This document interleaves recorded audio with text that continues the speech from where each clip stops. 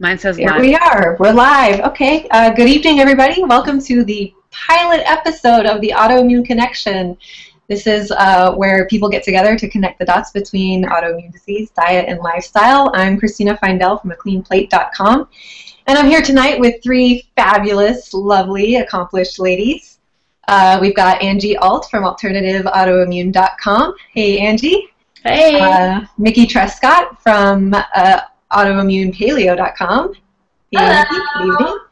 And last but not least, Whitney Ross-Gray from nutrisclerosis.com. Hey, everybody. Hey, how are you guys doing tonight? What's up? Oh, man, long day. I'm sure for you guys too. You ladies.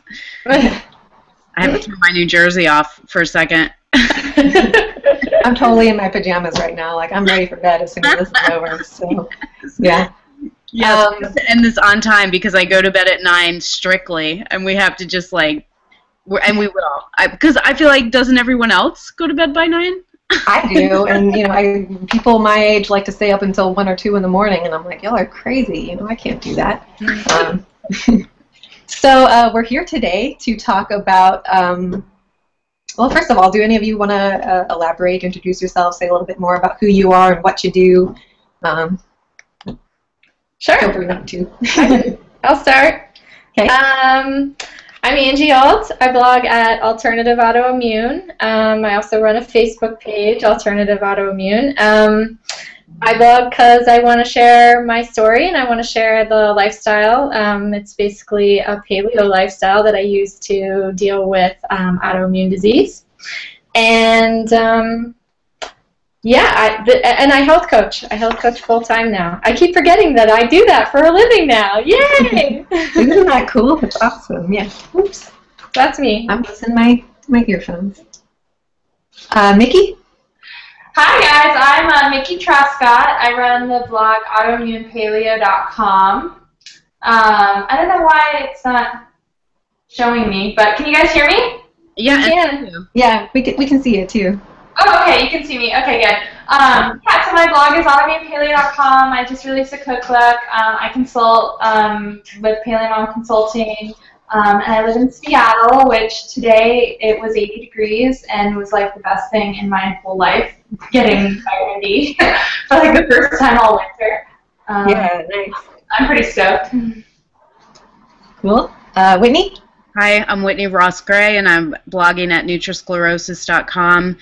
I'm not really blogging that much because I'm really busy working with Paul Jaminet from the Perfect Health Diet. We're running a wellness retreat, and our first one is May 10th, so I'm super busy with that. And that is an immersion education program where people who want to implement the Perfect Health Diet in their lives can come and learn it in a luxury setting and beachfront. So, and also, it was really nice here today, too, and the value of sunshine was just incredible. It got me to the gym. It got me in a good mood. It was fantastic. Oh, yeah, absolutely. I feel so much healthier and happier when I'm out in the sun, even just a little bit, 10 minutes. That's really nice. That's awesome. So we're here tonight with three of you to discuss diagnosing autoimmune disease, and before we begin, I'll just why it's an important topic to discuss and to raise public awareness of. I think is according to the American Autoimmune-Related Diseases Association, 50 million people are affected by autoimmune disease in America, and it is the underlying cause of more than 100 serious chronic illnesses. Symptoms can vary wildly even within the same disease, and because autoimmunity affects multiple body systems, it can be very difficult to nail down the right diagnosis. There aren't any specialists tasked with staying on top of autoimmune disease the way endocrinologists stay on top of diabetes and stuff like that. So it can be really difficult to get your answers if you're an autoimmune patient. Over 45% of patients surveyed by the AARDA were labeled hypochondriacs in the earliest stages of their illness, and they found that it took about 4.6 years and an average of 5 doctors for patients to get a correct diagnosis.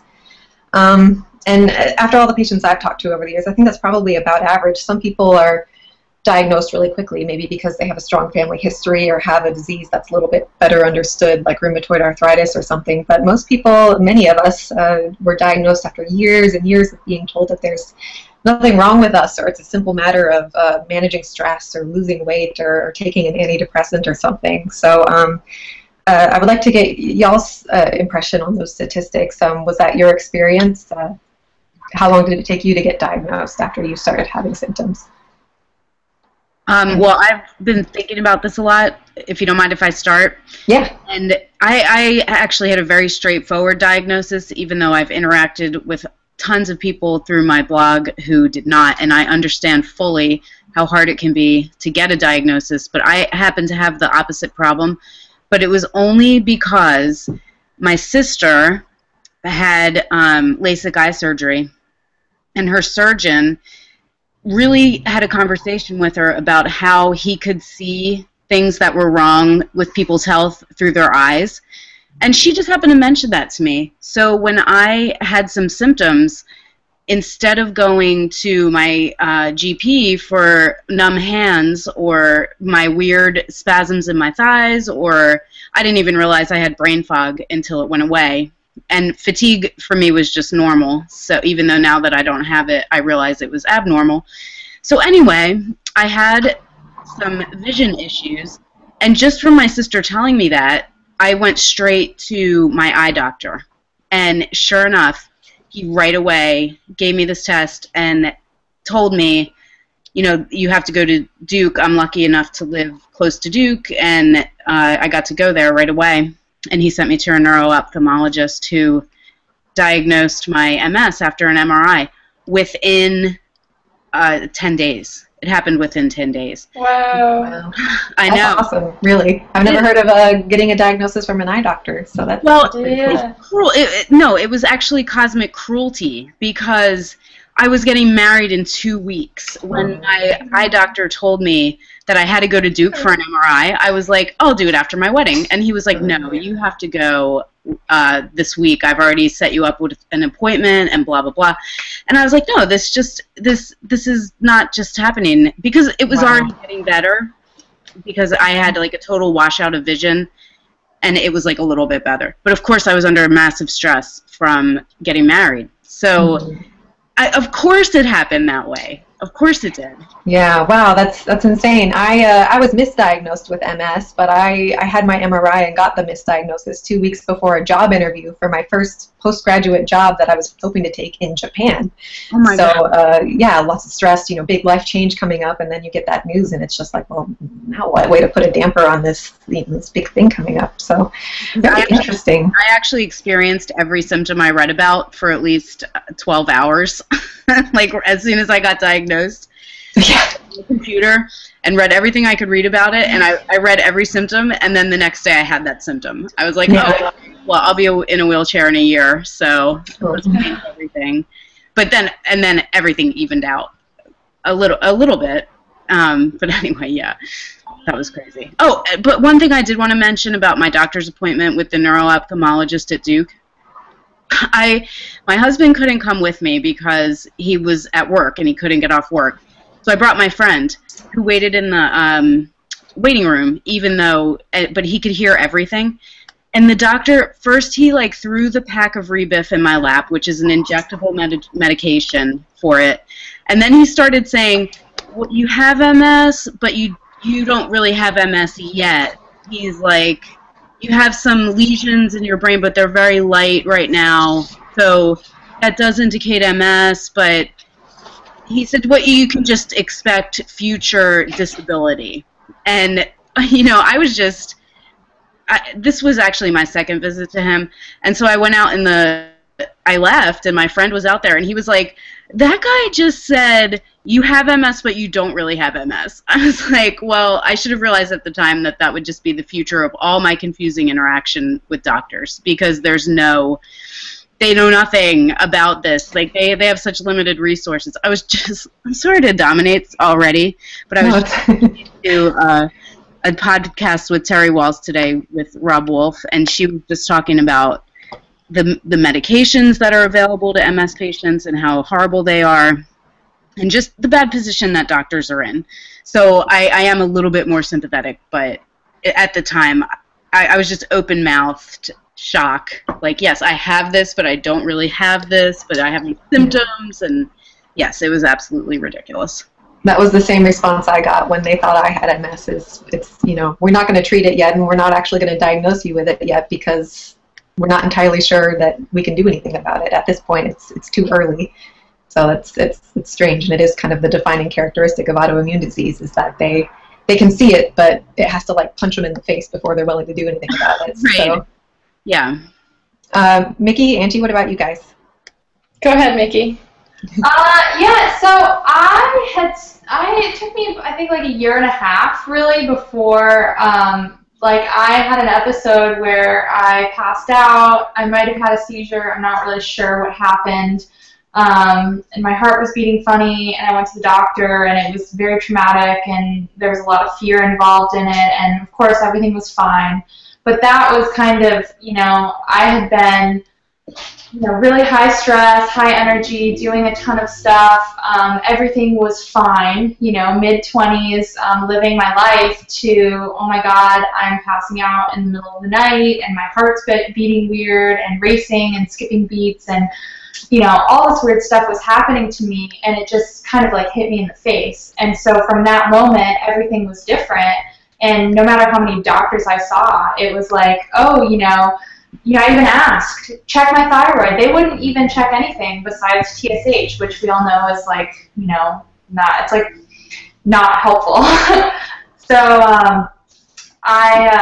you know, I just kept asking more doctors to test things, and they kept telling me, you know, you're fine, maybe you're depressed, like, you know, whatever excuse is out there. And it was really horrible, you know, to just kind of lose all faith, I guess, in medicine, you know, conventional medicine and alternative medicine, because I found a naturopath who then put me on a liver cleanse, you know, and said, oh, I know, you know, you just need a detox. That's so true about losing faith in medicine. Yeah, and I mean, I've been vegan at the time. I always thought, you know, being vegan was really healthy, and I cured myself of asthma by figuring out that my dairy allergy was actually asthma, and so I thought, you know, changed my life going vegan because I had this really anaphylactic reaction to dairy. So I thought it was just being vegan that made me feel so great, but really it was like eliminating a giant allergen. I mean, all of us that are allergic to foods know what that's like to get that weight lifted. So I really believed in, you know, the plant-based diet, and, you know, my cholesterol was like flatlined, and I was to the point where I was questioning, and, you know, total cholesterol of 110. It's like, is that okay? You know, I asked my doctor, like, and he would be like, oh, I've never seen this, but I guess, you know, you'll never get a heart attack. That's great. You know, never mind, you know, that shouldn't they know that, you know, your hormones are made out of cholesterol and all these things that I've learned now. I'm just like kicking myself, you know, seeing those signs and not really having the guts to really ask those questions. It was there a little bit, but back then I was just scared, you know. So it took a really long time, and it took a lot of doctors and a lot of questions, and I really wish that it didn't have to get to the point where I lost my job and I was in the hospital a lot, and it was only then that I had the attention enough to get actual lab tests done and actually get like an MRI and actually get my antibodies tested, and even then, the answers were like, well, you have Hashimoto's, but that doesn't make sense. You know, why, you know, half of your face doesn't work, and you're losing, you know, feeling in your fingers, and, you know, you're walking funny. Like, you know, so it was really frustrating to get to that point and have answers, but not have really the answers make sense with what you're experiencing. Because, like you guys know, with autoimmune disease, like, I've always felt like with celiac and with Hashimoto's, people are like, oh, well, just, you know, stop eating bread and, like, take some thyroid medication and, like, you're fine. Why is it such a big deal? And, you know, I don't know. It's something that... Every single case is different, and everybody's sensitive to different foods, and it's... Totally. It might not even be a food issue. It might be a stress issue, and yeah, there's so much within it the way that you're treated by a doctor, because you're in your 20s and you appear healthy, you're not overweight, you know, and, you know, you just go into the doctor's office and they're like, oh, everything looks fine, you know, like you must have some really crazy emotional problems or some crazy fears or some depression or something that is making you have these problems, which was totally not true. But I had to start taking myself serious enough to listen to my intuition and not just listen to what the doctors were telling me, you know. They were not helpful. Yeah, that's true. Angie? So I'm going to try really hard not to get emotional while I tell this story, okay, guys? Yeah. My process to diagnosis was really, really long. It was 11 years. My first symptoms started after my daughter was born when I was 21 years old. And I didn't know. I was young, I was a new mom, I was a single mom, so I didn't really know that what was happening was something that I should be worried about and that I should be more aggressively trying to get help. And I went and saw, like, you know, my GP, and I said, you know, I've had some changes in my bowel habits, you know, I'm having these more frequent stomach aches, I'm kind of uncomfortable, and he just said, oh yeah, well you have IBS, and there's nothing, you can't do anything about IBS, you just have to live with it, and you know, like, don't call me later. So I just tried to kind of deal with it, and it kind of came and went and came and went. I had some symptoms of my skin disorder, and I went and saw my doctor again about that, and that actually was diagnosed pretty easily and pretty quickly. I looked it up in a medical dictionary. That was before the WebMD was totally out of control yet. And I took it to my doctor, and he actually was like, yeah, that's it, and he gave me some steroid cream and said, again, basically, like, don't call me later. So I just went about it. I just went about my life. And then I went overseas, and I lived in West Africa, and I got a lot of really crazy, really heavy-duty vaccines, all in the space of about a week, so that I could go live overseas, because Africa's cool and typhoid is not. So I took all the vaccines. I did what I had to do so that I could go overseas. And then we got overseas, and adjusting to a new culture and a new language and a really underdeveloped country, really, really, you know, impoverished place. It was all very stressful. It was a good experience. It was a really full experience, but it was extremely stressful. And of course, with a new culture and a new country comes a huge dietary change. And I just think all those things kind of created the perfect immune storm for me, and my autoimmunity just went out of control. It was really terrifying. There was really no medical care. I went through 3 medical evacuations. First to neighboring countries in West Africa, where I spent some time in the hospital and got nowhere, and then finally to Europe. My final evacuation was in 2011. By the time that I arrived in Belgium, I was severely, severely dehydrated. I was in really bad shape. I couldn't feel the center of my face anymore. I had numbness all over. I had passed out several times. I couldn't really speak. I was having a really hard time articulating. I couldn't find the right words. It was really awful. I spent 4 days in the hospital there on IVs. They did MRIs. They just did all this stuff, and I was misdiagnosed with cerebral malaria. Oh, wow. So then when they decided that I was strong enough to travel, I returned to the United States, but I didn't get well, and I'd had a full complement of malaria treatment. Being treated for cerebral malaria at the same time. Yeah. Did you do 23andMe and find out that you can't even get malaria? I haven't done 23andMe, but it was just totally crazy. I had taken all this really, really heavy-duty medication for malaria treatment. They start out with pills, and then they started injecting it IV. because I wasn't getting better, so they thought I needed more. And I got home, and it turned out I didn't have malaria.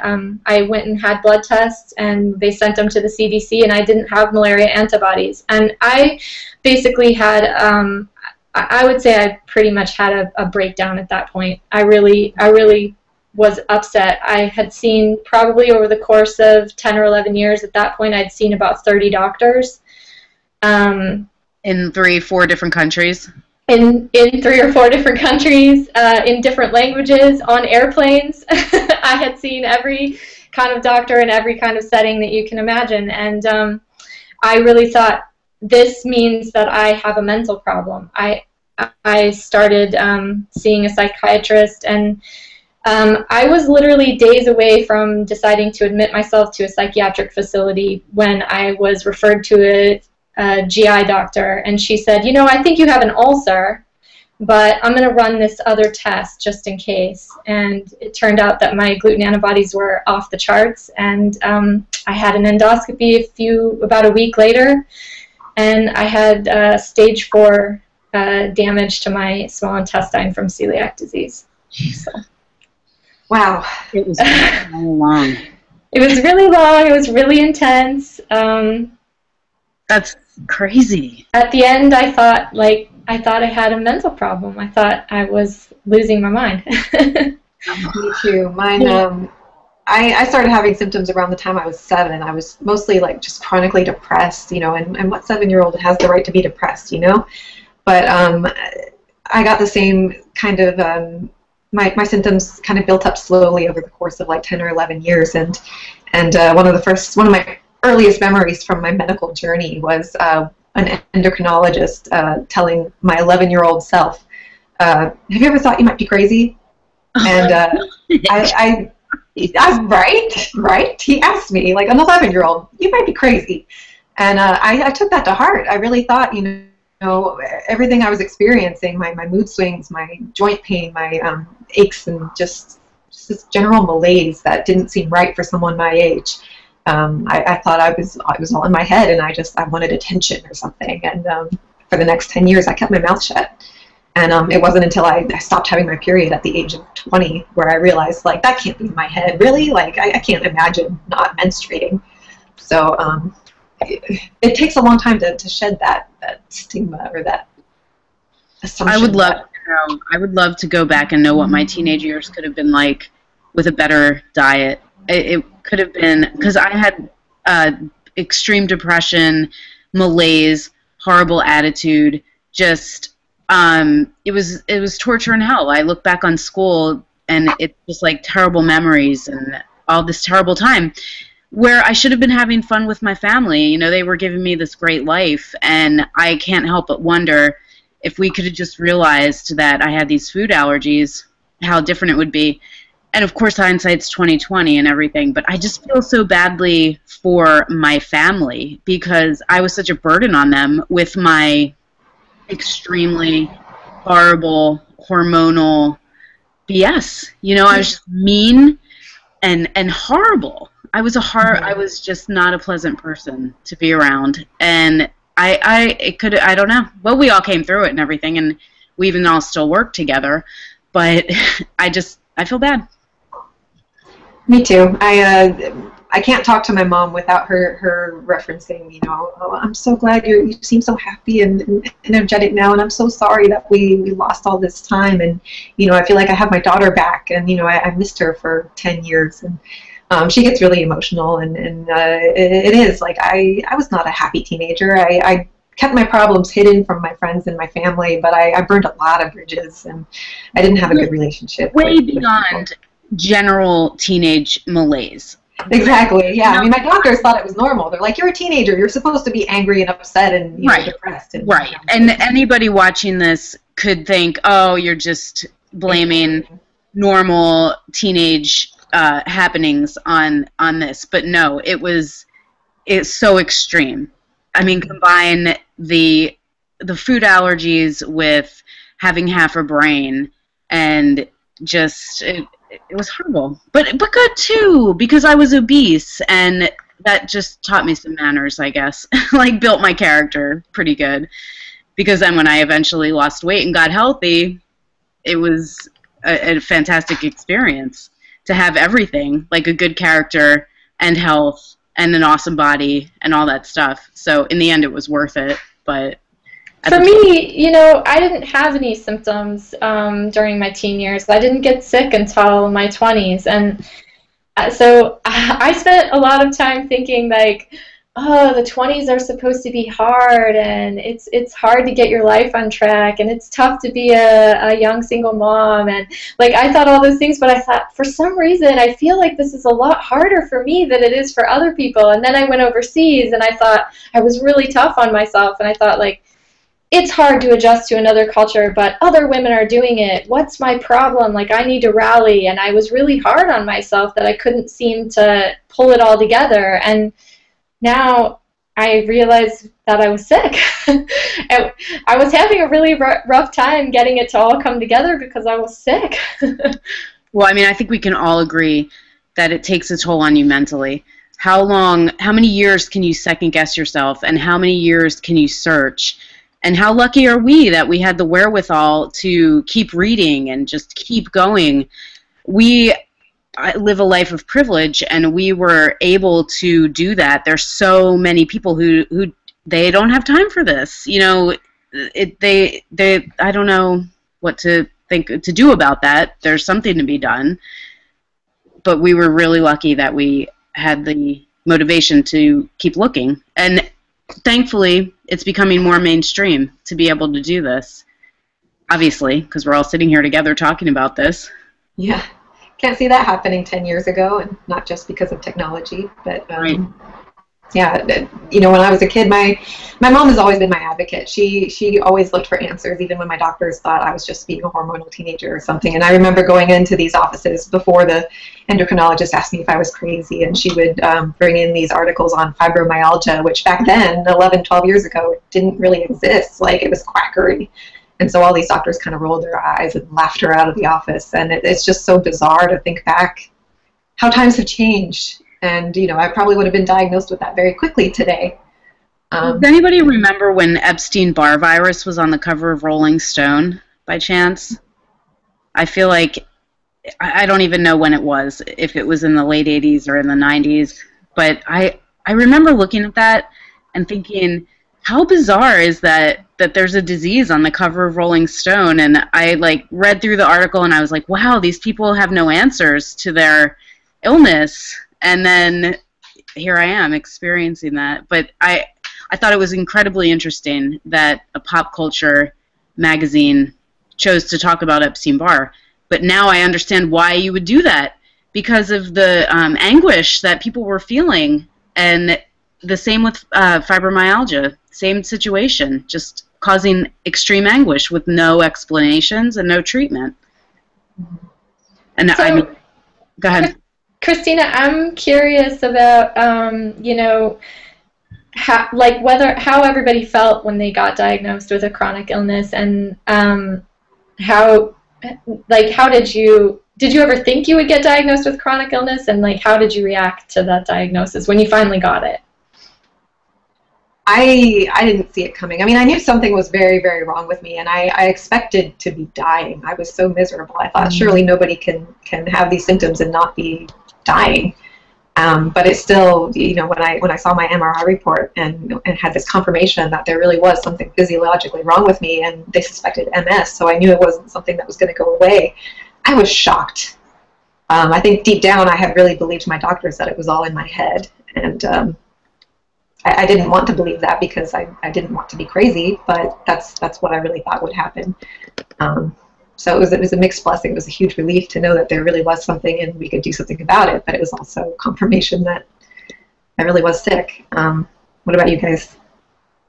Yeah, I felt really similarly. I thought I was dying too, and that was part of, you know, the bottom of my illness was just the things that were being thrown out were just so severe that I was like, okay, like then they're going to find out that I have cancer, you know?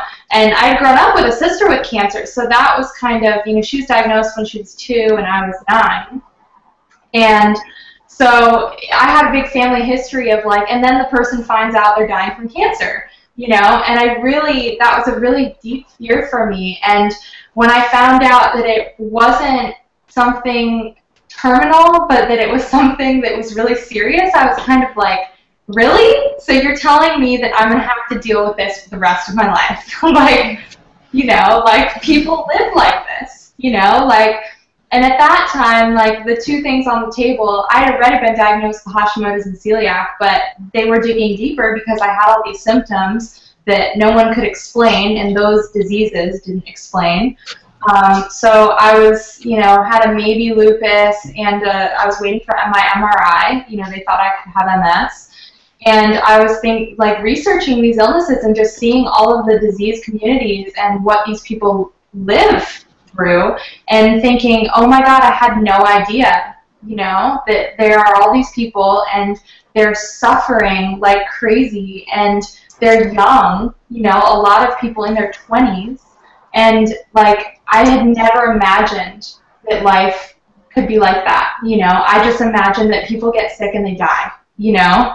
So I think that was the first time I'd ever heard of chronic illness, and then to realize that I had been experiencing that for like 10 years, you know, like when I go back and I remember, like, I didn't get my period till I was 16, like this started a long time ago. Like it wasn't like it all of a sudden hit me in a year like I thought, you know, from passing out in the bathroom that one night to when I was diagnosed, that was only a year. But when I think back and I'm like, oh yeah, you know, and then like my hair would randomly fall out and my hands and feet would get randomly tingly, and then I would stop getting my period for a year, and like all these weird things that just kind of came and go and I chose to ignore. I mean, I was living with chronic illness I didn't even know, you know? Yep. So I think a big part of it was just grow into it. Yeah, I had to come to terms with that, and I remember talking to my husband and just being like, I'm so sorry you're stuck with me for the rest of my life, because this is, I mean, what if this is it, you know? Like, what if I can't work and I remember I could only walk a block at that point. We were outside and it was like, we were celebrating the fact that I could walk 3 blocks. And it was like, I was crying and I'm like, I'm really sorry, but this could be my life and you could be taking care of me forever. Like, you know, and that is super, super intense. And I had never expected to be dealing with that at 26, you know? Yeah, absolutely. Wow. I think for me, no, definitely, I did not ever imagine myself being diagnosed with a chronic illness. I definitely did not think of, I just thought, I don't know really what I thought. Maybe, I guess I just kind of thought like that's something that happens to other people. And who are those other people? I don't know, but they're not me. I just didn't kind of imagine that something like that could happen. And then when I got the diagnosis, I was actually really relieved. My husband and I were both really relieved because I wasn't dying from cerebral malaria, thank God. I didn't have cancer. I didn't have MS. Like, we had gone down all those roads. We had checked all that. I had, you know, we had looked into whether or not I had lymphoma at one point. A doctor told me that he thought I had lymphoma. I mean, we had really gone through the gambit of things, and we were kind of like, oh, okay, well, all right, let's just manage this thing then. We're not dying anymore. We don't have to plan a funeral. Let's figure out how to live. Well, that's good. That's, yeah, proactive. Whitney, what about you? Well, I was so hard on my husband's family because they have heart disease and obesity. And I remember one time being in California visiting his mom and trying to like grill her for information about her parents who died when she was a little girl. I was like, because thinking about having kids and genetics, I was just like, okay, Scott's family has like all this stuff wrong with them.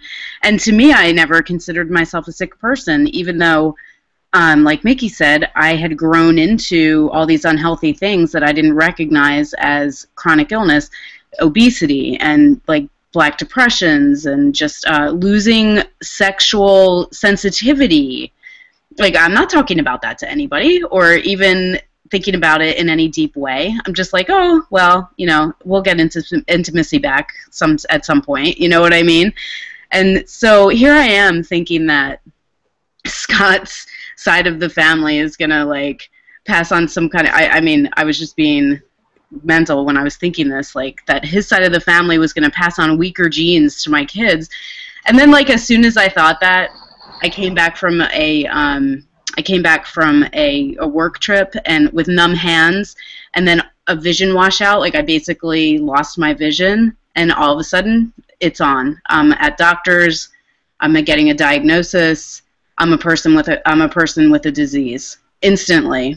And looking back on my life, I started to connect all the dots. Some bladder urgency.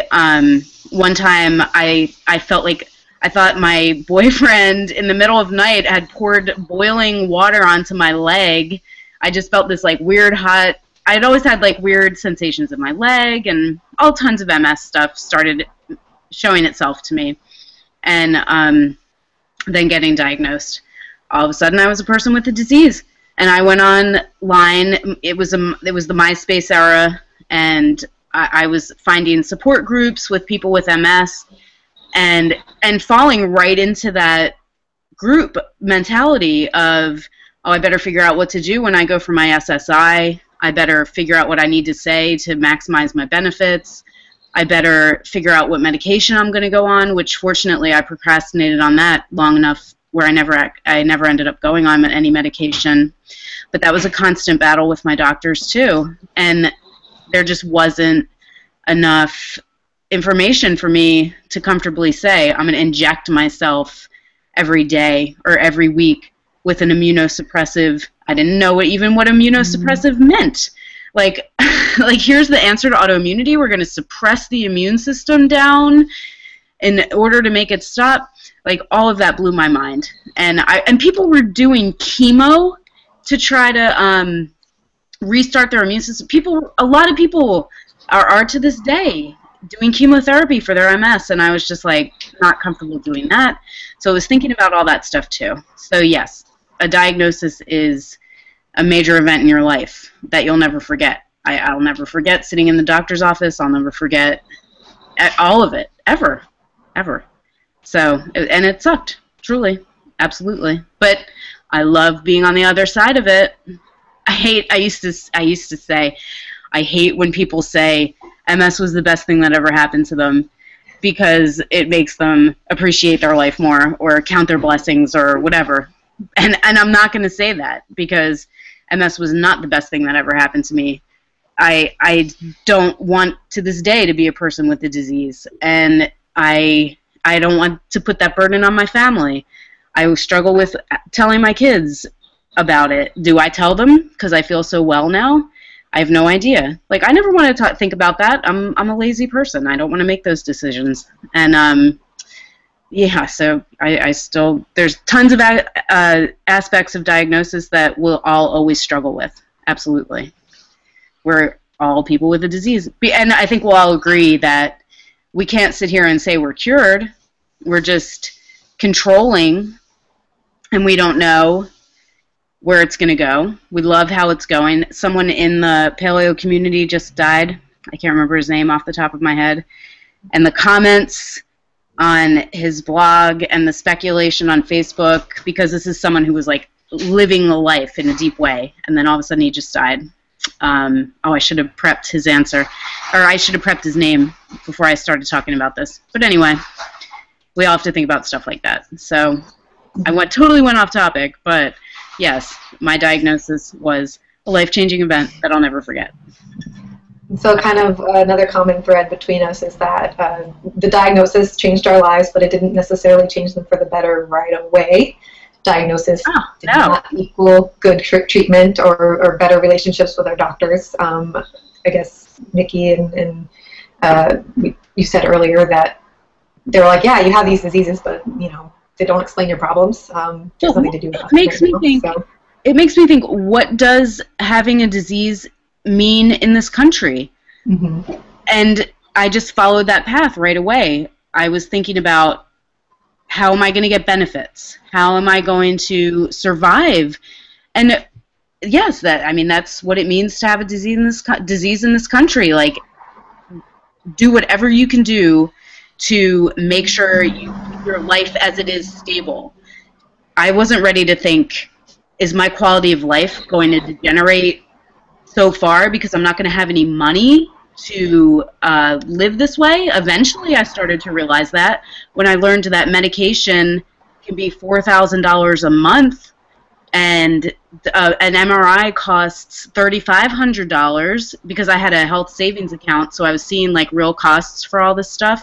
Mm-hmm. And oh my gosh, all of a sudden now I'm thinking, where's my quality of life going? Where's my station in society going? Where are my kids going to be going to school? Where are we moving? You have to start thinking about things like that. And that's a horrible thought and conversation to have with your family as well. Like, mm-hmm. How are we going to manage this? It's horrible. I got some really great support from, at the time I was diagnosed, or at least at the time they suspected I had MS. My boyfriend was 19 years old, and he was very supportive. We're together today, but I dumped him at the time because I thought he's too young to be with someone who has these chronic problems. And, if he wants to have a family someday, he's too young to make that sacrifice for me, who may not ever get better or be able to be a good wife or a good partner or anything like that. And even now that we're healthy and we're all doing pretty well and providing for ourselves and kind of on the up and up, I think those nagging fears and just knowing how bad it can get again if we slip up bad enough, it never leaves you. You're always going to have that hanging over you, I think. At least I do. So yeah, getting diagnosed didn't change anything for the better. We've only got about 15 minutes left. I would like to kind of turn the topic to something a little bit more positive, like how did you wind up, finally getting your life back on track? Do you have a good doctor now, or how did you find diet change and the things that you've been doing? I would say I have as good a doctors as I can hope to have at this point.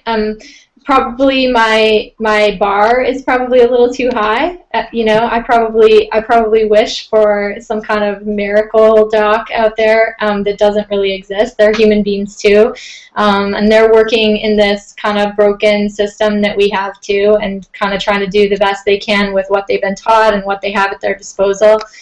But I have good doctors, and I also know how to navigate my relationship with doctors better. I have a lot more confidence than I used to have. I have a lot more knowledge than I used to have. I know where my line is, so I just navigate that relationship a lot better than I did in the beginning. And I've at least found doctors who I feel actually care about me as more than kind of a number on their patient roll. So that really helps. And I also trust myself to care for myself more than I used to. I know what to do now. I know how to manage my disease well. And to be honest, I think about my disease a lot because I work in my disease. I've taken that whole thing, that diagnosis, and, you guys know, you're out there reading my blog, you're on my page on Facebook. I spend a lot of time in this now, but I actually don't think about myself in the disease very much anymore. It's just a part of my life and a part of the processes that I'm going through to try to manage it. Does that answer the question, Christine? Yeah.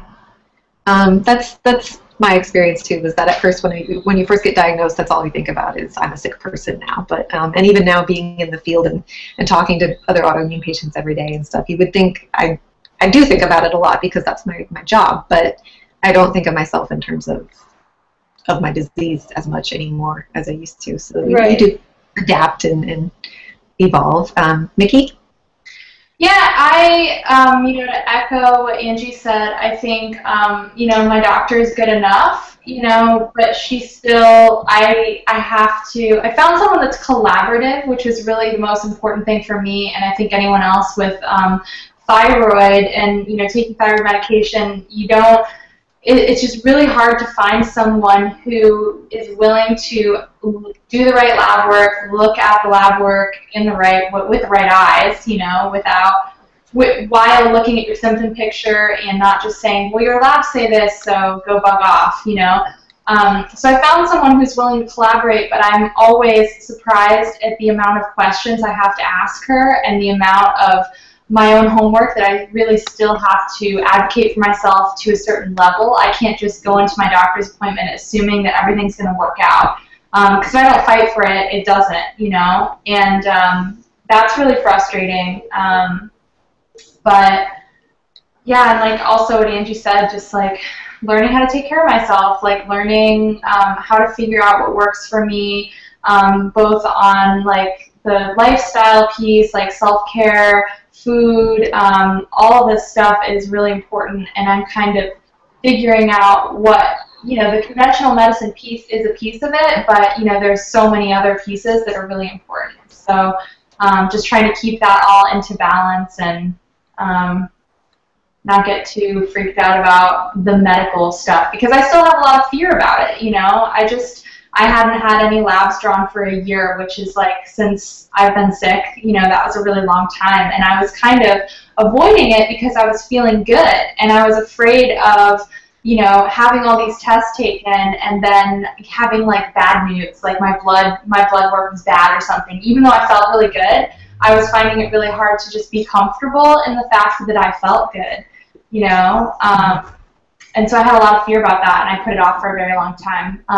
But everything came back fine, and it made sense because I feel fine, but part of that is just getting back into that system and having a fear of well, what am I going to uncover now, I know, I hate that fear.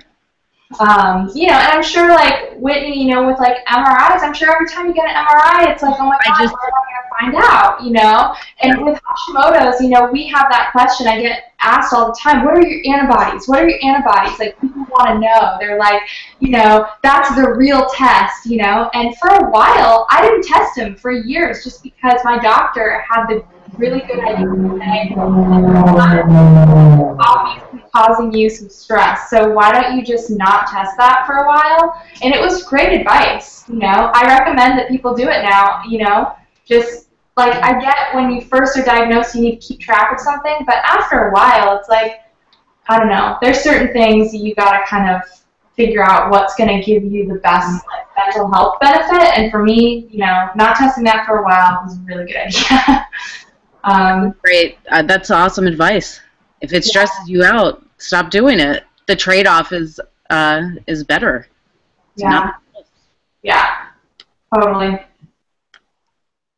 I've been pregnant since 2008, so my OB is my main doctor, and I have a neurologist who just resigned. I got a letter from his office saying I have to find a new neurologist, but I hate that guy anyway. I just go to him every year, and he's like, "How you doing?" And I was like, "Fine," and he says, "Okay, keep doing what you're doing," And I only keep him in case I do have a flare-up and I need a steroid drip of Solumedrol or something. I'll be able to get it.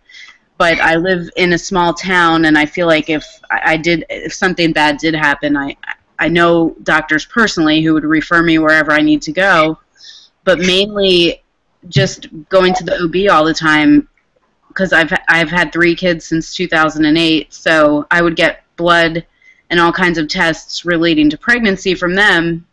And after I changed my diet and lifestyle, which was after my second child, for my third one, I would get tons of compliments about my blood work and my levels, and my doctors would say, "You have the best hemoglobin numbers of any patient I've had in a really long time," and they would say, "Your blood work looks great, and you have great levels." And so that I don't know if that's lulling me into a false sense of security, but because I feel great, I haven't felt the need to go look for a good GP or look for a good some other kind of doctor besides a neurologist and OB. But listening to everyone else talk, I realize I really rely on my acupuncturist. She is totally on board with food allergies, and she cured her own cancer with. She's the one who told me about making liver pills to get down liver, because 10, 12 years ago she was eating 2 ounces of raw liver per day to help with her cancer protocol. So it didn't take long for me to figure out that she's a valuable resource, and I listened to what she says, and she recently told me that she's bringing a doctor into her practice. So I feel like I'm going to finally go to this person because I'm turning 40 in a couple months, and I feel like I need to go get all those tests done, like a colonoscopy and all that, a mammogram and all that stuff. Like, I have to go do that because even though I feel so great, a part of me, you know, I'll get constipated for a couple days and I'll be like, oh my God, what if a tumor's blocking my intestines? And so I have to, like, and then I'll start thinking, I have no way to find that out. Like, I have no doctor, I have no person to go to. So I do have to get that straight, by all means. But I don't know if I'm lulled into a false sense of security because I feel so well, and I feel like I had my OB do a blood panel, and I tested all those things when I first read Rob Wolf's book, and they were great, and I can only imagine they've gotten better, but responsibly, as being a blogger, I need to go get that tested. And I finally had an MRI after 4 years, and Mickey, you're totally right. I was like stressing for days, what's that MRI going to show? Because on one hand, I'm on the internet all the time talking about this. It better be success. Like, it better show success. And it did. It wasn't what I wanted. Everything wasn't totally gone. I expected things to be gone, and it wasn't like I thought it would be. But nothing was worse. And I believed my lesions were much lighter. But my neurologist would not talk about that because he said he didn't have the technology to compare them properly. And I was like, and that was total BS, and I knew he was BSing me. He just didn't feel like talking about it. I was like, I hate you, dude. But on some levels, he was also a good doctor, so I don't know. I think I'm going back to Duke since this guy resigned. But my Duke doctor relegated me to his PA because for 3 years in a row I went to him, and I was like, I feel great. I haven't had an exacerbation. And then all of a sudden his nurse is calling me and saying, you'll be seeing Dr. Skeen's PA for your appointment, which we're rescheduling. And I was like, well, am I going to drive 2 hours to see somebody's PA? And no, I'm not. So I switched back to Wilmington, and now I'm going back to Duke. So we'll see. And hopefully my acupuncturist, her doctor that she's bringing into her practice, I'm sure will be fantastic because Nan Cameron, my acupuncturist, is fantastic, and she knows where it's at. She does food allergy testing for all her patients. She only treats autoimmune and Lyme's, an environmental toxin. And if you don't follow the diet, she kicks you out as a patient. She can totally tell from just looking at you and how you're responding to whatever she does, her black magic, I call it. But if she thinks you're not following her advice, she's like, don't come back. And I totally respect that. I think she's going to bring in a really good doctor, and I'm excited for it. And I'll go to it, and I'll get my labs done, and I'll tell you guys all what happened. Yeah, I look forward to the update.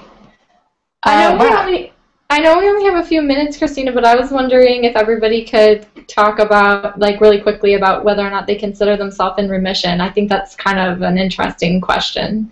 It might be really interesting for the audience. Well, to me, remission means that it's temporary. And I really feel like feel more like I have things under control, and I don't see things going out of control as long as I stay attentive to the things that I know are important to staying healthy. The tenets that we all talk about: stress management, diet, sleep, exercise.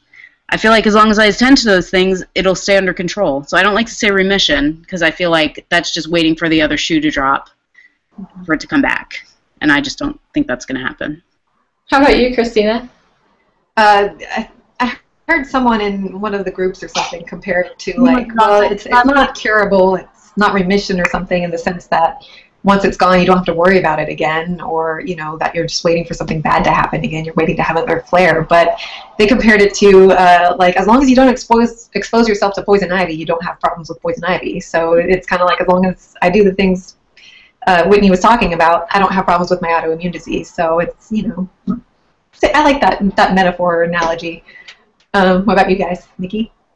Yeah, I would totally agree. It's kind of like this super carefully balanced house of cards that I'm like, masterminding this sculpture, and then it kind of goes, ah! And you're like, I don't know if I want to call that remission, after, I don't know, just like my family history with, the cancer and the remission, not me personally, but in my family, and those words, remission, cure, and it was so permanent, in my sister's case, that now she's a normal human being that can literally do whatever she wants.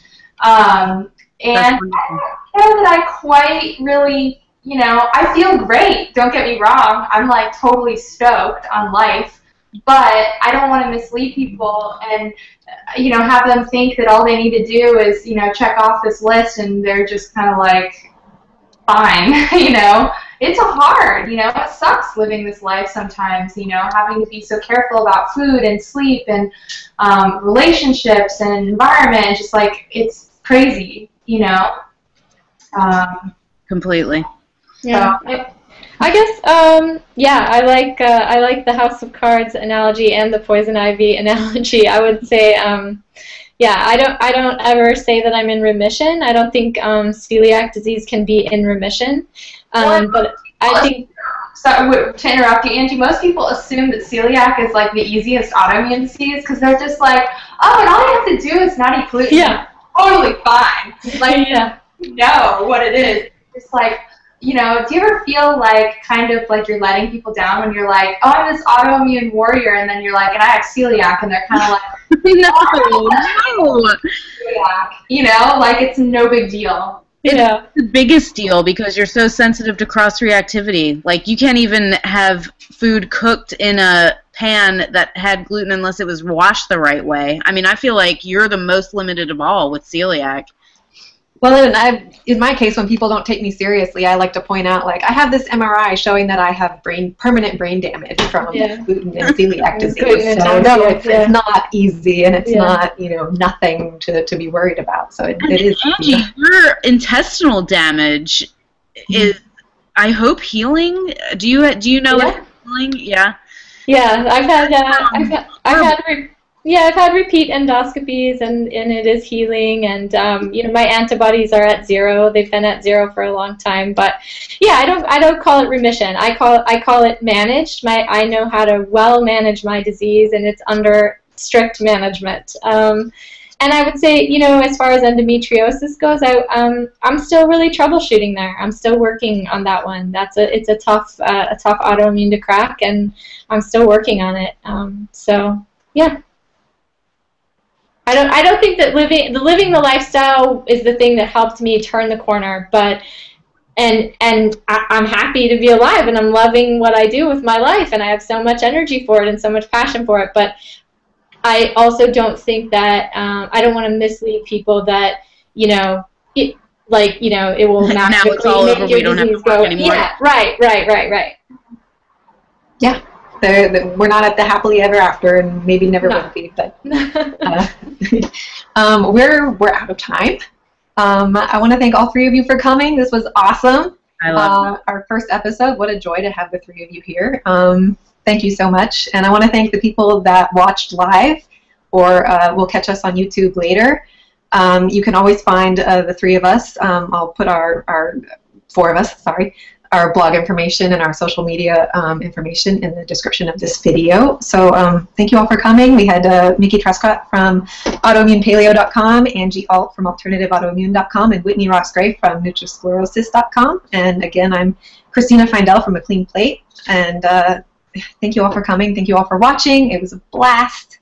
And Christina, for putting it together. Great idea. Thanks, Christina.